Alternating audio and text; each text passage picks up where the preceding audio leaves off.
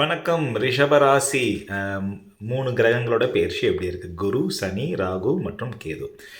4 கிரகம், பட் ஆனால் ராகு கேது ஒரே கிரகம் தான்.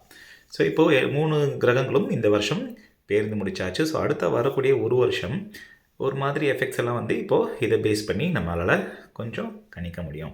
ஸோ இந்த 3 கிரக பெயர்ச்சியும் ரிஷபராசிக்கு எப்படி இருக்குது? சனி இப்போ அழகாக அவங்க 11ஆம் பாவத்தில் போய் உட்காந்தாச்சு. யோக காரகன் போய் 11ல் உட்காந்தாச்சு. குரு 2ஆம் ஸ்தானத்துக்கு வந்தாச்சு. அப்புறம் ராகு கேது 4 மற்றும் 10ஆம் பாவங்களில் உட்காந்துருக்காங்க. ஸோ நமக்கு 10ஆம் வீடு, 11ஆம் வீடு, 2ஆம் வீடு மற்றும் 4ஆம் வீடு ஸ்ட்ரெயிட்டாக ஆக்டிவேட் ஆகிருக்கு. மற்றபடி திருஷ்டினால் 1ஆம் வீடு மற்றும் 6ஆம் வீடுலாம் ஆக்டிவேட் ஆகுது. ஸோ இதனால் நமக்கு என்ன நடக்கும் அப்படின்னா, நிறைய விஷயங்கள் பாசிட்டிவாக நடக்கும். இப்போ ரொம்ப நாளாக இப்போது கடைசி ஒரு 1 இயர் 1.5 இயர்ஸாக இருந்த நெகட்டிவிட்டி ஃபஸ்ட்டு போகும். நம்மளோட மைண்டில் நமக்கே வந்து நிறையா ஒரு செல்ஃப் டவுட்ஸ் நமக்கு நிறையா க்ரீப்பினாக இருந்தது. அது இப்போது கொஞ்சம் கொஞ்சமாக படிப்படியாக கண்டிப்பாகவே குறையும்.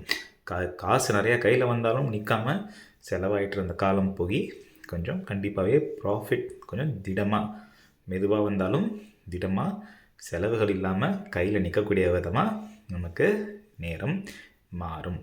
குரு நமக்கு நிறையா தனத்தை கண்டிப்பாக கொடுப்பாரு. ராகு மற்றும் கேதுவோட பயிற்சியும் ரொம்ப ஹோஹோ அப்படின்னு இல்லைனாலும் நாட் டூ பேட் அப்படின்னு தான் நான் சொல்வேன். ராகுவை குரு பார்க்குறதுனால அட்லீஸ்ட் அடுத்த ஒரு வருஷத்துக்கு நமக்கு கொஞ்சம் ஸ்ட்ரெஸ்ஸு கம்மி தான். ஆனால் வேலைகளில் நம்ம கூட இருக்கிறவங்க கூட கண்டிப்பாக பார்த்து பேசணும்.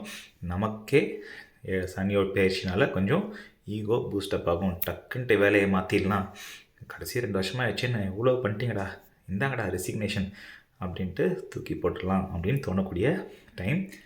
அதை பண்ணவே கூடாது. யோசித்து நிறுத்தி நிதானமாக அடுத்த வேலை கிடச்சதுக்கப்புறம் இருக்கிற வேலையை ரெசிக்னேஷன் பண்ணுங்கள்.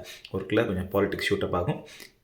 உங்களுக்கு ஸ்ட்ரெஸ்ஸு ஒர்க் பிளேஸ்லேருந்து கொஞ்சம் ஜாஸ்தியாக வர்றதுக்கான வாய்ப்புகள் இருந்தாலும் அதை எடுத்துகிட்டு வந்து கண்டிப்பாக வீட்டில் காட்டக்கூடாது.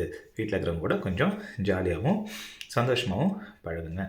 மற்றபடி நல்ல ஃபினான்ஷியல் மேனேஜ்மெண்ட்டு, ஃபினான்ஷியல் காசு ஃப்ளோ, நலன்கள், ரியல் எஸ்டேட்டில் இன்வெஸ்ட் பண்ணுறது, இந்த மாதிரியான ஆப்பர்ச்சுனிட்டிஸ் தானாக வரும். அதை நீங்கள் செய்வீங்க. ரொம்ப நாளாக கல்யாணம் ஆகலை, ரொம்ப நாளாக குழந்தை இல்லை அப்படின்றவங்களுக்கெலாம் கூட நல்ல டைம் இப்போது வந்துட்டுருக்கு. பொதுவாக இந்த 3 கிரக பயிற்சியும் உங்களுக்கு நல்ல விதமாக இருக்குது. All the very best. சூப்பராக இருங்க, என்ஜாய் பண்ணுங்கள்.